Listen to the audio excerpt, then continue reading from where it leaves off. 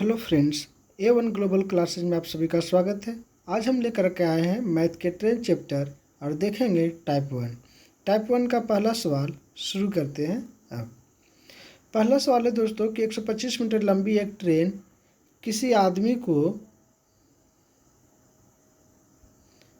5 second में पार करती है तो ट्रेन की गति किलोमीटर प्रति घंटा में कितनी होगी। तो दोस्तों यहाँ पे दिया हुआ मीटर और टाइम दिया हुआ है, मतलब दूरी और समय दिया हुआ और हमें गति ज्ञात करना है। तो दूरी 125 मीटर है, समय 5 सेकेंड है और गति हमें ज्ञात करना है। तो गति इजकल टू फार्मूला होता है दोस्तों, गति को हम लोग एस से डिनोट करते हैं। गति इजकल टू फार्मूला होता है डिस्टेंस बटा दूरी बटा समय। तो डिस्टेंस बटा टाइम फार्मूला हो गया दोस्तों, फार्मूला लगा दी। अब हमको बनाने में बहुत आसान हो गया दोस्तों ये कि दूरी हमें पता है, समय हमें पता है।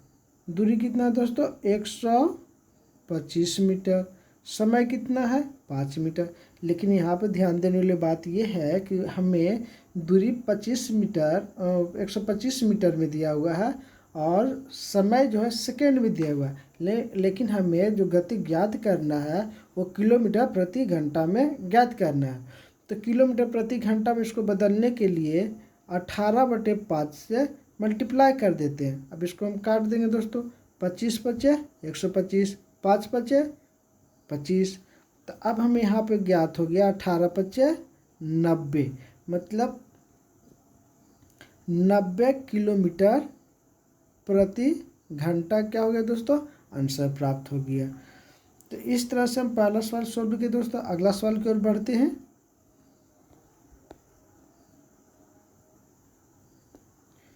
दूसरा सवाल है दोस्तों कि 180 मीटर लंबी एक ट्रेन जिसकी गति 36 किलोमीटर प्रति घंटा है किसी आदमी को कितने समय में पार करेगी।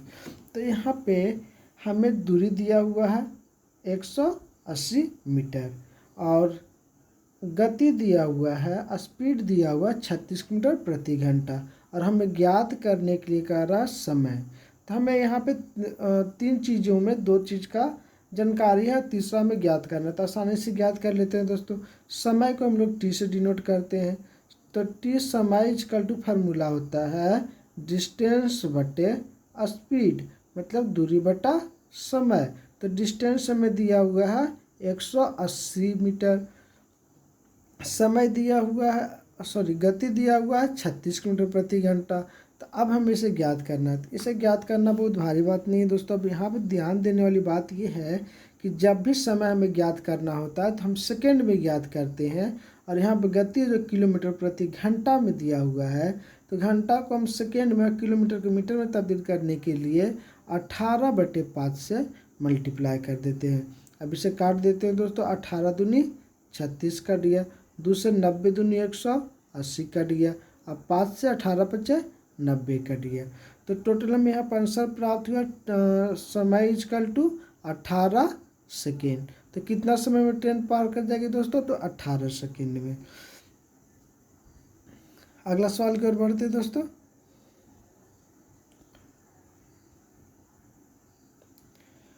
तीसरा सवाल कि एक ट्रेन जिसकी गति 36 किलोमीटर प्रति घंटा है किसी आदमी को 40 सेकंड में पार करती है तो ट्रेन की लंबाई ज्ञात करे।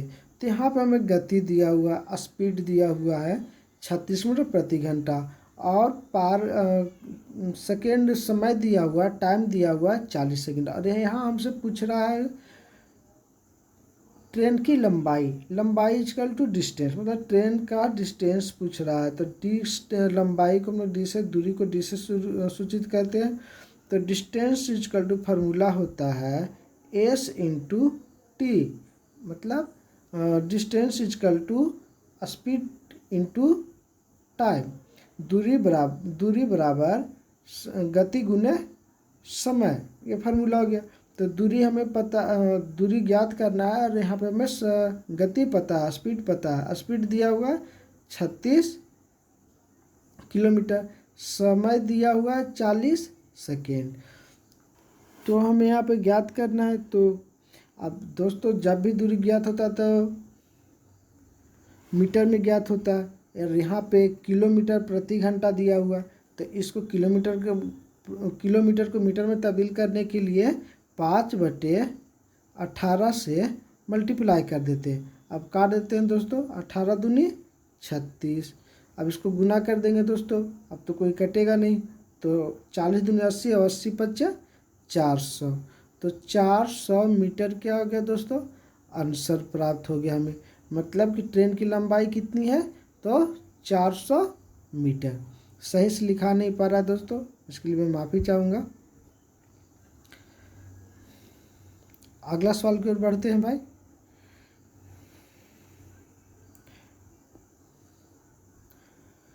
अगला सवाल है कि 150 मीटर लंबी एक ट्रेन 100 मीटर लंबे प्लेटफार्म पर खड़े किसी आदमी को 15 सेकंड में पार करती है, तो ट्रेन की गति ज्ञात करें। तो दोस्तों यहाँ पर ध्यान देने वाली बात यह है कि जब भी प्रश्न में पूछा जाए कि किसी खड़े व्यक्ति, खड़े खंभा, खड़े पोल या खड़े सिग्नल को पार करे, तो ट्रेन की खुद की लंबाई होती है।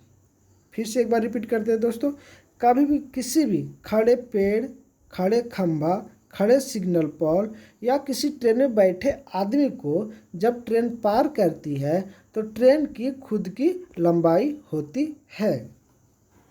तो यहाँ पे आगे इसमें हम लोग पढ़ेंगे दोस्तों कि किस प्रकार ट्रेन और प्लेटफॉर्म की लंबाई कब जुटता और कब नहीं जुटता है। जब प्लेटफॉर्म के सिर पर ट्रेन पार करती तो प्लेटफॉर्म की लंबाई और ट्रेन की लंबाई जुट जाता, लेकिन यहाँ पे उस सवाल में पूछा जा रहा है कि प्लेटफॉर्म पर खड़े किसी व्यक्ति को। तो अभी बताएं दोस्तों, कभी भी किसी खड़े व्यक्ति हो, पेड़ हो, सिग्नल पोल हो, खंभा हो इत्यादि किसी भी चीज़ को खड़े युक्त को पार करे ट्रेन, तो ट्रेन की खुद की लंबाई होगी। तो इसमें हम देखते हैं दोस्तों क्या क्या चीज़ हमें दिया हुआ है।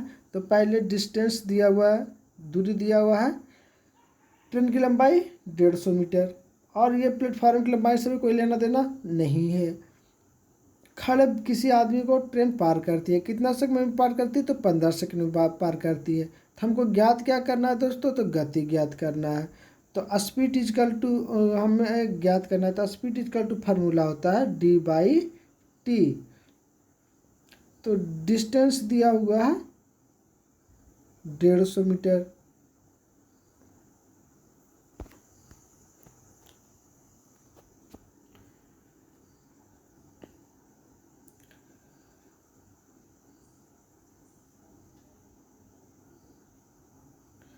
डिस्टेंस दिया हुआ दोस्तों 150 मीटर, और समय दिया हुआ 15 सेकेंड। तभी बताए थे दोस्तों कि जब भी हमें गति ज्ञात करना होता है तो किलोमीटर प्रति घंटा में ज्ञात करते हैं।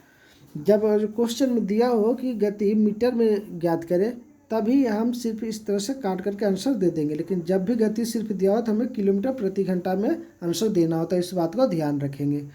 तो इसे हमें क्या करना पड़ेगा दोस्तों, 18/5 से मल्टीप्लाई करना पड़ेगा। तो इसको काट देते तो 15 देंगे 150, 5 दूनी के 10, तो स्पीड हो गया दोस्तों 36 किलोमीटर प्रति घंटा।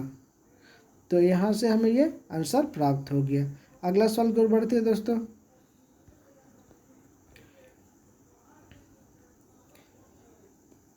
अगला सवाल है दोस्तों कि 120 मीटर लंबी एक ट्रेन जिसकी गति 72 किलोमीटर प्रति घंटा है, 180 मीटर लंबे प्लेटफार्म पर खड़े किसी आदमी को कितने समय में पार करेगी। तो दोस्तों सेम क्वेश्चन, सेम पैटर्न आ गया दोस्तों।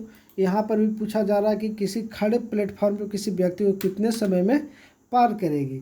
तो अभी भी बताए थे दोस्तों कि कभी भी किसी खड़े युक्त को पार करे तो ट्रेन की खुद की लंबाई होगी।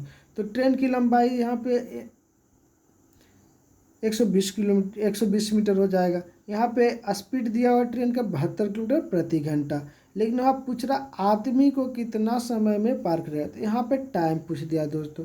तो टाइम इजकल टू फार्मूला होता है d/d/s। डिस्टेंस हो गया दोस्तों 120 मीटर, स्पीड हो गया 72 किलोमीटर प्रति घंटा में दिया हुआ था। जब किलोमीटर प्रति घंटा में दिया हुआ तो टाइम को हमको आंसर किस में देना होता है, सेकेंड में। तो इसको क्या कर देंगे 18/5 से मल्टीप्लाई कर देंगे। अब इसे काट देते हैं दोस्तों। तो 24 × 5 = 120, 24 तिया 72, 6 तिया 18। तो आंसर हो गया दोस्तों 6 सेकेंड में ट्रेन ये उस व्यक्ति को पार कर जाएगी। धन्यवाद दोस्तों। यह हमारा चैनल कैसा लगा आप लोग को आज मैथ पढ़ कर के कमेंट करके बताएं, और हमारे पेज को लाइक करें, सब्सक्राइब करें और शेयर ज़रूर करें। धन्यवाद दोस्तों।